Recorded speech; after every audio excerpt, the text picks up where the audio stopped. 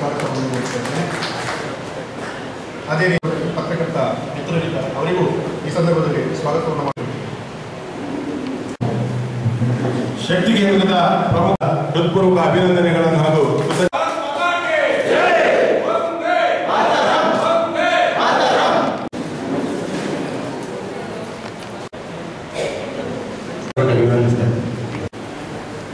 ಕೇವಲ ಇವತ್ತಿನ ಈ ಸಭೆಯಲ್ಲಿ ಎರಡು ಸಂಗತಿಗಳನ್ನು ಮಾತ್ರ ಉಲ್ಲೇಖ ಮಾಡಬೇಕು ಅಂತ ಹೇಳಿದ್ದಾರೆ. ಈ ಬಾರಿ ಏಪ್ರಿಲ್ ನಡೆಯುವಂತಹ ಲೋಕಸಭಾ ಚುನಾವಣೆ ನಮ್ಮೆಲ್ಲ ಕಾರ್ಯಕರ್ತರಿಗೆ ಒಂದು ಸವಾಲಿನ ಚುನಾವಣೆ ಅಂತ ನಾನು ಅಂದ್ಕೊಳ್ತೇನೆ. ಪ್ರತಿ 5 ವರ್ಷಕ್ಕೊಮ್ಮೆ ವಿಧಾನಸಭೆಯ ವಿಧಾನ ಪರಿಷತ್ತಿನ ಅಥವಾ ಲೋಕಸಭಾ ಜಿಲ್ಲಾ ಪಂಚಾಯಿತಿ ಚುನಾವಣೆಗಳು ಪ್ರತಿ 5 ವರ್ಷಕ್ಕೊಂದ್ಸರಿ ಬಂದೇ ಬರ್ತದೆ. ಆದ್ರೆ ನಾಡಿದ್ದು ಬರ್ತಾ ಇರುವಂತಹ ಲೋಕಸಭಾ ಚುನಾವಣೆ ಪ್ರತಿ 5 ವರ್ಷಕ್ಕೊಮ್ಮೆ ಬರ್ತಾ ಇರುವಂತಹ ಚುನಾವಣೆಗಳ ರೀತಿ ಈ ಚುನಾವಣೆ ಅಲ್ಲ. ಒಟ್ಟು ಇಡೀ ದೇಶದಲ್ಲಿ ನಡೀತಾ ಇರುವಂತಹ ಸಂಗತಿಗಳು, ನೂತನವಾಗಿ ಬಂದಂತಹ ಕರ್ನಾಟಕದ ಕಾಂಗ್ರೆಸ್ ಸರ್ಕಾರ 8-9 ತಿಂಗಳಲ್ಲಿ ಅವರು ಇಡ್ತಾ ಇರುವಂತಹ ಹೆಜ್ಜೆಗಳು, ಇದೆಲ್ಲದನ್ನೂ ಕೂಡ ಒಂದ್ಸರಿ ನೆನಪು ಮಾಡಿಕೊಳ್ತಾ ಈ ಚುನಾವಣೆ ನಮ್ಮೆಲ್ಲ ಕಾರ್ಯಕರ್ತರಿಗೆ ಒಂದು ಸಂಕ್ರಮಣ ಕಾಲದಲ್ಲಿ ನಡೀತಾ ಇರುವಂತಹ ಒಂದು ಸವಾಲಿನ ಚುನಾವಣೆ ಅಂತ ನಾವೆಲ್ಲರೂ ಕೂಡ ಅಂದ್ಕೊಳ್ಬೇಕಾಗಿದೆ. 8 ತಿಂಗಳ ಹಿಂದೆ ರಾಜ್ಯದಲ್ಲಿ ಅಧಿಕಾರಕ್ಕೆ ಬಂದಂತ ಕಾಂಗ್ರೆಸ್ಸಿನ ಸರ್ಕಾರ ನಿರೀಕ್ಷೆಗಳನ್ನು ಇಟ್ಟುಕೊಂಡು ಜನ ಆಯ್ಕೆ ಮಾಡಿದ್ರು. ನಮ್ಮ ತಪ್ಪಿನ ಕಾರಣಕ್ಕೋಸ್ಕರ ಕಾಂಗ್ರೆಸ್ ಅಧಿಕಾರಕ್ಕೆ ಬಂತು. ಅವರು ಬಂದ ನಂತರ ಇಟ್ಟಂತ ಹೆಜ್ಜೆಗಳೇನು? ನಾನು ಅಭಿವೃದ್ಧಿಯ ಚಟುವಟಿಕೆಗಳ ಬಗ್ಗೆ ಹೆಚ್ಚು ಉಲ್ಲೇಖ ಮಾಡಲಿಕ್ಕೆ ಹೋಗೋದಿಲ್ಲ. ಯಾಕೆಂತಂದ್ರೆ ಯಾವುದೇ ಅಭಿವೃದ್ಧಿಯ ಚಟುವಟಿಕೆಗಳು ಕಳೆದ 8 ತಿಂಗಳಾಗಲಿಲ್ಲ. ಶಾಸಕನಾಗಿ ನಮ್ಮ ಇಡೀ ಜಿಲ್ಲೆಯಲ್ಲಿ, ನಮ್ಮ ಕ್ಷೇತ್ರದಲ್ಲಿ ಜಿಲ್ಲಾ ಪಂಚಾಯತಿ ರಸ್ತೆಗಳನ್ನು ಮುಚ್ಚಲಿಕ್ಕೆ 1 ರೂಪಾಯಿ ಹಣವನ್ನ ಇಲ್ಲಿಯ ತನಕ ರಾಜ್ಯ ಸರ್ಕಾರ ಕೊಡಲಿಲ್ಲ. ಹೊಸ ಡಾಂಬರೀಕರಣ ಬಿಡಿ, ಗುಂಡಿ ಮುಚ್ಚಲಿಕ್ಕೆ ಹಣ ಕೊಡಲಿಲ್ಲ.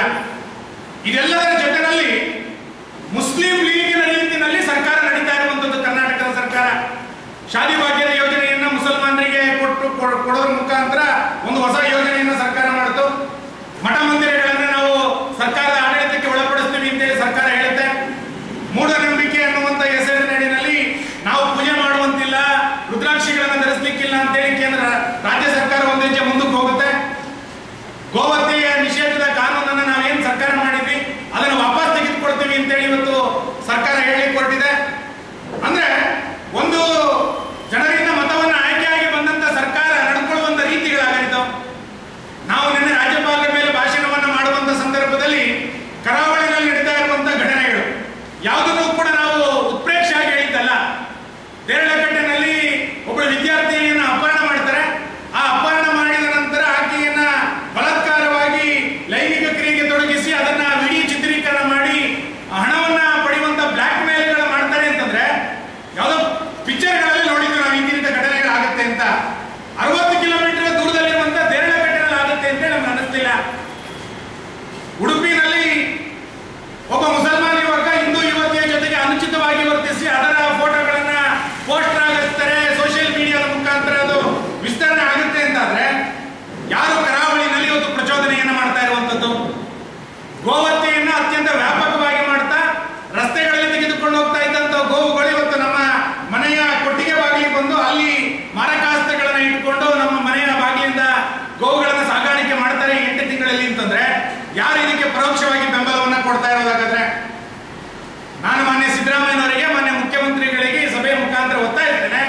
ವಿಶ್ವ ಹಿಂದೂ ಪರಿಷತ್, ಬಜರಂಗ ದಳದಂತ ಮತೀಯ ಸಂಘಟನೆಗಳ ಮೇಲೆ ಕ್ರಮವನ್ನ ಕೈಗೊಳ್ಳುತ್ತೀರಿ ಅಂತ ಹೇಳುವಂತ ನೀವು ಯಾಕೆ KFT ಮತ್ತು SFI ಕ್ರಮವನ್ನ ಕೈಗೊಳ್ಳುತ್ತೀರಿ ಅಂತ ಹೇಳಿಲ್ಲ? ನಿಮಗೆ ತಾಕತ್ತಿದ್ರೆ, ಸರ್ಕಾರಕ್ಕೆ ಇಚ್ಛಾಶಕ್ತಿ ಇದ್ರೆ KFT ಮತ್ತು SFI ಅನ್ನು ನಿಷೇಧ ಮಾಡಬೇಕಾಗಿತ್ತು ಸರ್ಕಾರ. ಯಾಕೆಂತಂದ್ರೆ ಇಡೀ ಕರಾವಳಿನಲ್ಲಿ, ಮೈಸೂರಿನಲ್ಲಿ ಕೋಮು ಗಲಭೆಗೆ ಪ್ರಚೋದನೆಯನ್ನು ಕೊಡ್ತಾ ಇರುವಂತದ್ದು ಈ ಸಂಘಟನೆಗಳು. ಇವತ್ತು ಪೊಲೀಸ್ ಸ್ಟೇಷನ್ಗಳು ಕಾಂಗ್ರೆಸ್ಸಿನ ಕಚೇರಿಗಳಾಗಿ ಪರಿವರ್ತನೆ ಆಗ್ತಾ ಇರೋದನ್ನ ನಾವೆಲ್ಲರೂ ಕೂಡ ನೋಡ್ತಾ ಇದ್ವಿ. ಚಿಕ್ಕಮಗಳೂರಿನ ಆಲ್ದೂರಿನಲ್ಲಿ ನಮ್ಮ ಕಾರ್ಯಕರ್ತರ ಮೇಲೆ ನಡೆದಂತಹ ದೌರ್ಜನ್ಯಗಳು, ತುಮಕೂರಿನ ಶಿರಾದಲ್ಲಿ